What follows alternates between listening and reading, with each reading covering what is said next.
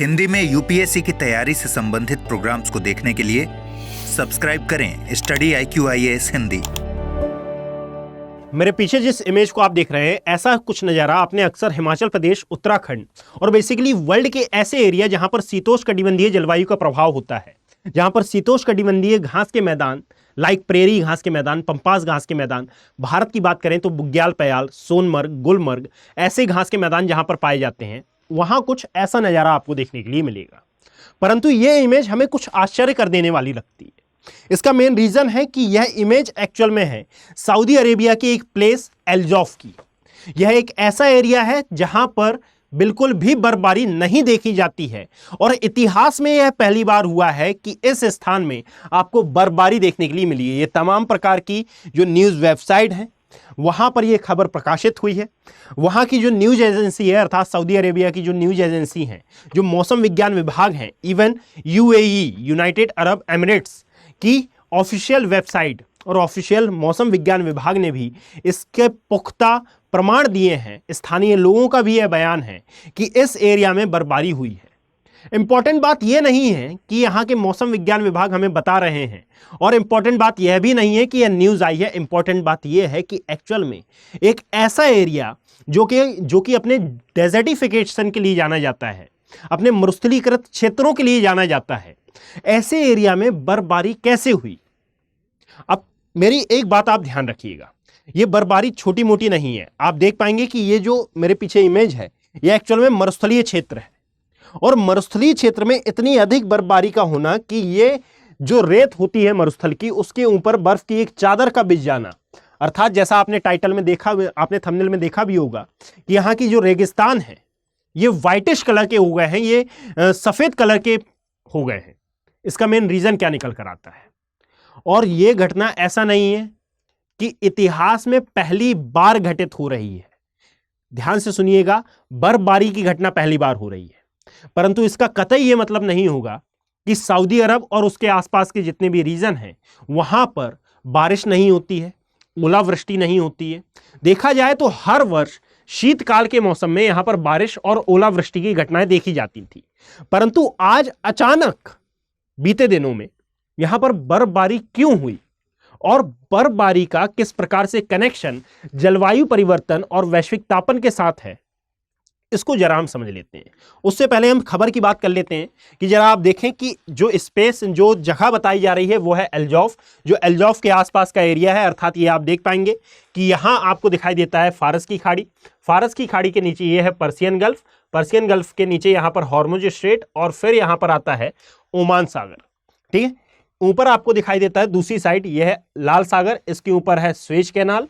यहां नीचे आएंगे तो आपको मिलेगी बाबल मंडेब, और बाबल मंडेब के नीचे यहां पर मिलेगा अदान की खाड़ी वाला एरिया, और नीचे दिखाई देता है अरब सागर वाला क्षेत्र। इन तीनों सागरों से और साथ में जल संधियों से घिरा हुआ ये जो स्थान है, इसको नाम दिया जाता है अरेबियन पेनिनसुला का या फिर अरब का प्रायद्वीप।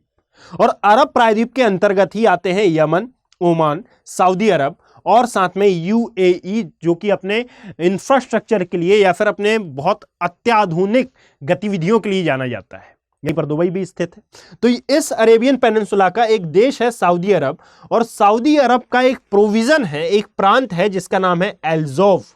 और इसी एल्जौफ प्रांत में दो शहर हैं, जिसमें से एक का नाम आप देखेंगे बच्चे, सकाका शहर, और साथ में अल जंदार, है ना। ये दो स्पेस हैं जहां पर ये बर्फबारी की घटना देखी गई है। Is that clear? यानी कि सबसे पहले जब आप खबर की बात करते हैं तो खबर में आपको सबसे पहले तो उसकी लोकेशन पता होनी चाहिए, और जिस स्थान पर, यानी कि ये जो दो प्लेसेस मैंने बताई, एक सकाका शहर और एक है अल जंदार शहर, इसके आसपास में जो मरुस्थलीय क्षेत्र है इसको नाम दिया जाता है ग्रेट नफूद रेगिस्तान, जिसको कालांतर में जाना जाता था सेंड अलाज रेगिस्तान के नाम से। अब ये सब डेटा आप कैसे याद रखेंगे? तो यदि ये डेटा आपको डाउनलोड करना हो, है ना, ये PDF आपको चाहिए हो, तो आप geography bye Abhishek Kumar Telegram channel पर इस पूरी PDF को डाउनलोड कर सकते हैं। हाँ, प्रीवियस वीडियोस की जब ये दीपावली का जो समय था वहां पर मैं PDF अपलोड नहीं कर पाया, तो उसके लिए मैं क्षमा चाहता हूं, है ना। आगामी समय में उसकी भी PDF अपलोड कर दी जाएगी। एक्चुअल में मैं शेयर नहीं कर पाया था, अब देखते हैं कि उसका क्या हो सकता है। बाकी अब आगामी जितने भी वीडियोस रहेंगे उनकी पीडीएफ आपको geography bye Abhishek Kumar Telegram channel पर अवेलेबल करा दी जाएंगी। तो यह है इसकी लोकेशन। अब इसके आसपास और भी कई एरिया हैं। यहां तक बात समझ में आ गई हो तो इसके आगे हम बढ़ते हैं। ये जो एल जॉफ है ये उत्तर पश्चिम के में जॉर्डन के साथ सीमा साझा करता है, याद रखिएगा, है ना। जब आप इससे आगे बढ़ते हैं तो ये ट्विटर अकाउंट यानी कि जो ट्वीट किए गए हैं बेसिकली और जो पोस्ट डाली गई हैं उनके बारे में यहां पर जानकारी है। ये हमारे लिए कोई खासा इंपॉर्टेंट है नहीं, परंतु यह इंपॉर्टेंट जरूर है कि भाई ये कथित तौर पर इतिहास में पहली बार घटित होने वाली घटना है एल जॉफ शहर की। और साथ ही साथ जो सऊदी अरब की प्रेस एजेंसी है जिसको शॉर्ट में एसपीए कहा जाता है, इन्होंने बारिश और ओलावृष्टि के कारण कहा है, यह दावा किया है कि सर इस बार जो मौसम संबंधी घटनाएं हैं और साथ में जो टूरिज्म है ये इन घटनाओं के कारण बढ़ सकता है। देखिएगा, नेगेटिव इंपैक्ट है, अर्थात जलवायु परिवर्तन के कारण ये जो घटना घटित हुई है ये कहीं ना कहीं एक नकारात्मक प्रभाव है जलवायु का, जलवायु पैटर्न का, परंतु ये उतनी ज्यादा नहीं हुई है जिसके कारण बताया जा रहा है कि इसके आसपास के जो एरिया हैं वहां पर कुछ पुष्पों की वापस से प्रजातियां उभर सकती हैं और वापस से हमें ये दिखाई दे सकती हैं, जिनमें से लगभग यानी कि जो मौसमी पौधे होते हैं इनमें से एक है लेवेंडर और साथ में गुलदाउदी। ये पहले भी उगते थे परंतु ये जिस एरिया में उगते थे उसका नाम था तबुक एरिया, है ना।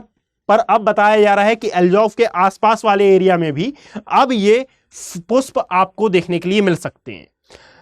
ऐसा पहली बार कब घटित हुआ था? तो इतिहास में यदि देखें तो कई बार तबक शहर में आपको ये घटनाएं देखने के लिए मिली थी, परंतु एल जॉफ में पहली बार हुआ है। और तबक शहर की यदि हम बात करें तो ये आता है एक्चुअल में एल लॉज में।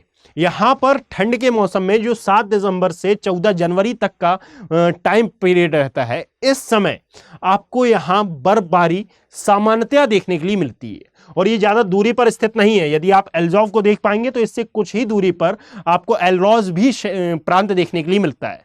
और ये जो पूरी घटना है इसका मेन कारण है जलवायु परिवर्तन और वैश्विक तापन। अब इसके बारे में बता देता हूं भाई कि वे सभी स्टूडेंट जो कि 2025 के यूपीएससी एग्जाम की प्रिपरेशन करना चाहते हैं और बेसिकली वो रिवीजन अच्छे से नहीं कर पा रहे हैं तो आप हमारे P2I बैचेस को ज्वाइन कर सकते हैं। P2I नहीं, sorry, fast track foundation batches को ज्वाइन कर सकते हैं। यदि आप AKB लाइव कोड का यूज करेंगे तो ये बैचेस आपको 18,999 रुपए में प्रोवाइड कराए जाएंगे। ये 2025 के यूपीएससी एस्पिरेंट के लिए है, अर्थात यदि आप एग्जाम दे रहे हैं और वाकई में आप एक बार पूरा का पूरा सिलेबस रिवाइज करना चाहते हैं तो ये आपके लिए बहुत अच्छा टाइम हो सकता है। आप रिस्क ना लेते हुए इन बैचेस को ज्वाइन करें, AKB लाइव कोड का यूज करें, जिससे आपको ये बैचेस में मैक्सिमम डिस्काउंट अवेलेबल कराया जाएगा। 2026 के लिए भी ये बैचेस हैं और 2027 के लिए भी ये बैचेस अवेलेबल हैं। याद रखिएगा कि 11 नवंबर से ये सभी बैचेस स्टार्ट हो रहे हैं अलग अलग टाइम पीरियड पर, है ना। और 11 नवंबर में यदि आप पहली क्लास के साथ अपनी तैयारी को एंश्योर करते हुए और अपने सिलेक्शन को एंश्योर करते हुए इसका पार्ट बनना चाहते हैं तो मैं दावे के साथ कहता हूं कि आपकी लाइफ का बहुत ही अच्छा डिसीजन माना जाएगा। इन सभी बैचेस में एनरोल करने के लिए आप AKB लाइव कोड का यूज करें, जिसके द्वारा आपको मैक्सिमम डिस्काउंट तो मिलेगा ही, साथ में NCERT क्लासेस भी अवेलेबल कराई जाएंगी और मेरी मेंटोरशिप भी आपको देखने के लिए मिलेगी। अब वापस से टॉपिक पर आए तो टॉपिक में आगे बढ़ने पर अब बर्फबारी क्यों हुई है जरा इसके बारे में हम देखते हैं। देखिएगा, यह है अरब सागर वाला एरिया। यदि एरिया समझ में ना आ रहा हो तो इस मैप को एक बार आप नोटिस कर लें कि इस अरब सागर वाले एरिया की हम बात कर रहे हैं। उसमें भी अरब सागर का वो वाला क्षेत्र जो कि भारत के समीप है, अर्थात इस वाले पार्ट की हम बात कर रहे हैं, ठीक है, जो कि ओमान सागर से लगा हुआ है। यहां पर होता यह है कि सामान्यतः निम्न वायुदाबीय क्षेत्र की पेटियां आपको कम दिखाई देती हैं, उनकी मौजूदगी कम देखने के लिए मिलती है। परंतु हाल ही में यह घटना ये घटित हुई कि इस क्षेत्र में निम्न वायुदाब यंत्र या फिर निम्न वायुदाब की पेटियों का यहां पर निर्माण हुआ और ये बहुत ही शक्तिशाली पेटियां थी, जिसके कारण इसके आसपास का जो एरिया है जो कि हाई प्रेशर जोन वाला एरिया है, यहां की पवनों का आगमन इस क्षेत्र की ओर, अर्थात ये पूरा पूरा एरिया जो आप देख पा रहे हैं ये निम्न वायुदाब पेटी वाला क्षेत्र है और इसके कारण जो पवनें इसको भरने के लिए आई। अब चूंकि यहां पर प्रेशर लो है ना, यहां पर जो प्रेशर है ये लो है, दैट मीन्स कि यहां पर टेम्परेचर कंपैरेटिवली थोड़ा सा हाई रहेगा और तापमान अधिक होने के कारण ये जो पवनें इस ओर आई उनकी गति भी अधिक थी। और जब किसी भी एरिया का तापमान ज्यादा होता है तो हम जानते हैं कि पवनें गर्म होकर ये ऊपर की ओर प्रवाहित होती हैं, और ऊपर की ओर प्रवाहित होने पर फिर जो अंतिम स्टेज आती है इन पवनों की, ये बादल निर्माण और वर्षा होती है। तो ओमान वाले क्षेत्र में ये जो अरब सागर है और ओमान तक फैला हुआ जो एरिया है, यहां पर लो प्रेशर जोन बनने के कारण जो पवनें आई उन पवनों ने एक्चुअल में सऊदी अरेबिया क्षेत्र में वर्षा कराई, और सऊदी अरब के उस क्षेत्र तक इनका प्रभाव पहुंचा जहां पर सामान्यतः बर्फबारी नहीं देखी जाती थी। अर्थात ये पवनें कुछ स्ट्रांग हुई, स्ट्रांग होने के चलते ये अंदर की ओर गई, वर्षा कराई, ओलावृष्टि होती थी, ओलावृष्टि हुई, परंतु इनमें जो स्मॉल वाटर ड्रॉप्स थी ये परिवर्तित होने की कंडीशन में, इनमें घनत्व में परिवर्तन होने की कंडीशन में, इनके आयतन में, इनकी हाइट में परिवर्तन होने की कंडीशन में। और ये हुआ क्यों? क्योंकि भाई हम समय समय पर पढ़ते रहते हैं एनवायरमेंट इकोलॉजी में कि जलवायु परिवर्तन और वैश्विक तापन के कारण जो पृथ्वी का टेम्परेचर है इसमें परिवर्तन आ रहा है, और यही परिवर्तन हमें इन पवनों के रूप में और इन वायुदाब पेटियों के रूप में भी देखने के लिए मिलता है। तो वही इसका परिणाम है कि यहां पर लो प्रेशर जोन जो कि बहुत ज्यादा शक्तिशाली था वो निर्मित हुआ, जिसके कारण जो वर्षा होनी थी वो होनी तो एक्चुअल में ओमान यमन वाले क्षेत्र में थी ही, परंतु यदि देखा जाए तो इसका प्रभाव जो पहुंचा है इस पर्सियन गल्फ से होते हुए, जो इसका प्रभाव पहुंचा ये एल्जॉफ एरिया तक देखने के लिए मिला। और इसके कारण बताया जा रहा है कि इस एरिया में अर्थात एल्जॉफ वाले क्षेत्र में वर्षा देखी गई। याद रखिएगा कि ये जो वर्षा है इसके दुष्परिणाम भी हैं, परंतु ये आगामी समय में दुष्परिणाम है। वर्तमान समय में देखें तो मैंने जैसा गुलदाउदी और साथ में लेवेंडर के बारे में बताया, क्षमा करिएगा, गुलदाउदी और लेवेंडर के बारे में बताया, तो ये वर्तमान परिप्रेक्ष्य में तो भाई टूरिज्म के लिए बहुत अच्छा मौका है, शीतकाल के लिए बहुत ही अच्छी ये कंडीशन मानी जा रही है, परंतु कहीं ना कहीं नेगेटिव एस्पेक्ट भी इसके देखने के लिए मिलेंगे। और जो शुष्कता वाले क्षेत्र, और ऐसा होगा क्यों?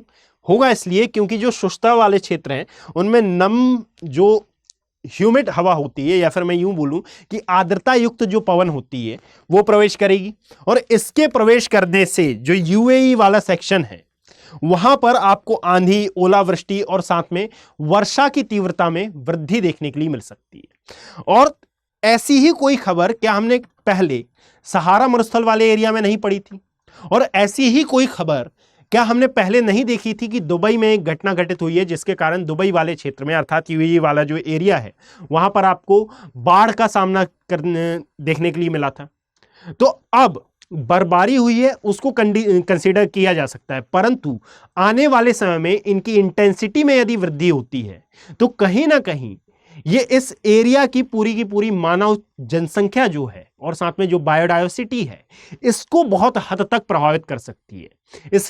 इसके लिए इसको एक चैलेंज बताया जा रहा है कि सर आने वाले समय में यदि ये जलवायु पैटर्न और ज्यादा चेंज होते हैं तो ये कहीं ना कहीं मानव समाज पर और साथ में आसपास के एरिया की बायोडायवर्सिटी पर, बायोडायवर्सिटी अब आपको लग रहा होगा कि इस एरिया में बायोडायवर्सिटी तो है ही नहीं, मरुस्थलीय क्षेत्र है, परंतु याद रखें कि हर एरिया की एक स्पेसिफिक बायोडायवर्सिटी होती है। जैसे थार डेजर्ट है हमारा, तो थार डेजर्ट में क्या ऐसा है कि यहाँ पर किसी भी प्रकार के जीव जंतु निवास नहीं करते? क्या किसी भी प्रकार के मानव निवास नहीं करते? करते हैं। तो हर क्षेत्र की अपनी एक स्पेसिफिक बायोडायवर्सिटी होती है, मानव अधिवास होता है, और यदि ऐसी घटनाएं होती हैं तो संबंधित क्षेत्र की मानव अधिवास वाली मानव जो जनसंख्या है और साथ में जो बायोडायवर्सिटी है ये बहुत हद तक प्रभावित होती है। याद रखिएगा कि यहाँ पर NCMA अर्थात यहाँ की जो मौसम विज्ञान विभाग है, स्थानीय मौसम विज्ञान विभाग है, उन्होंने बताया है कि एल्जॉफ के आसपास के एरिया में इसी घटना के साथ तूफान आने की भी संभावना है। और फिर जैसे हमारे भारत में अलर्ट जारी किए जाते हैं वैसे अलर्ट यहाँ पर तमाम प्रकार के अलर्ट यहाँ पर जारी किए गए हैं। Is that clear? अब इस न्यूज का उपयोग क्या है, तो सबसे पहले मैं आपको प्रयोग बता देता हूं कि भाई ये न्यूज आपके प्रयोग की क्यों है। यूपीएससी जब करंट अफेयर से क्वेश्चन करता है और बेसिकली जब ज्योग्राफी, एनवायरमेंट, इकोलॉजी से क्वेश्चन करता है तो वो डायरेक्टली क्वेश्चन नहीं करेगा। यूपीएससी को टफेस्ट एग्जाम में बार बार बोलता हूं कि ऐसे ही नहीं कहा जाता, ये कहे जाने के पीछे कुछ तर्क है। और ये तर्क ऐसा है कि भाई जब आप किसी करंट अफेयर को पढ़ते हैं तो करंट अफेयर की अलग से कॉपी बनाने की आवश्यकता नहीं है। उस करंट अफेयर को आप अपने नोट्स में संबंधित एरिया, संबंधित प्लेस, जहां पर आपने सऊदी अरब के बारे में कभी ना कभी पढ़ा होगा, या फिर जब आप एशिया महाद्वीप के बारे में पढ़ते हैं, अरेबियन पेनिनसुला के बारे में पढ़ते हैं, तो उस स्पेसिफिक स्थान की क्या करंट नॉलेज है उसको वहां पर बिल्ड करने का प्रयास करें, ऐड ऑन करें, फिर उसका बार बार रिवीजन करें। रिवीजन करने पर वो अपने आप बिल्ड हो जाएगी और फिर दोनों का कंपाइलेशन अपने दिमाग में सेटल डाउन करें। इससे होगा ये कि जब यूपीएससी क्वेश्चन करेगा तो आप डायरेक्ट कनेक्ट कर पाएंगे। तो आवश्यक ये है कि भाई ये जो न्यूज़ होती हैं, इन न्यूज़ को न्यूज़ जैसे ना देखते हुए अपने यूपीएससी सिलेबस के अकॉर्डिंगली देखना चालू करें और इसको उस स्थान पर लिखें। यदि आप मेरी पेड क्लास के स्टूडेंट हैं तो जहां कहीं पर भी मैंने आपको अरेबियन पेनिनसुला के बारे में बताया था वहां पर इसको ऐड ऑन कर सकते हैं। और यदि आप यूट्यूब के स्टूडेंट हैं तो आप एशिया महाद्वीप के बारे में जहां पर भी नॉलेज गेन करते हैं, जहां पर भी आपने नोट्स बनाए हुए हैं या फिर करंट की आप अलग से कॉपी बनाते हैं, तो वहां पर इसको ऐड ऑन करें। और यदि पीडीएफ चाहिए हो तो geography bye Abhishek Kumar Telegram channel पर जाकर इसको डाउनलोड कर लीजिए। धन्यवाद। हिंदी में यूपीएससी की तैयारी से संबंधित प्रोग्राम्स को देखने के लिए सब्सक्राइब करें स्टडी IQ IAS हिंदी।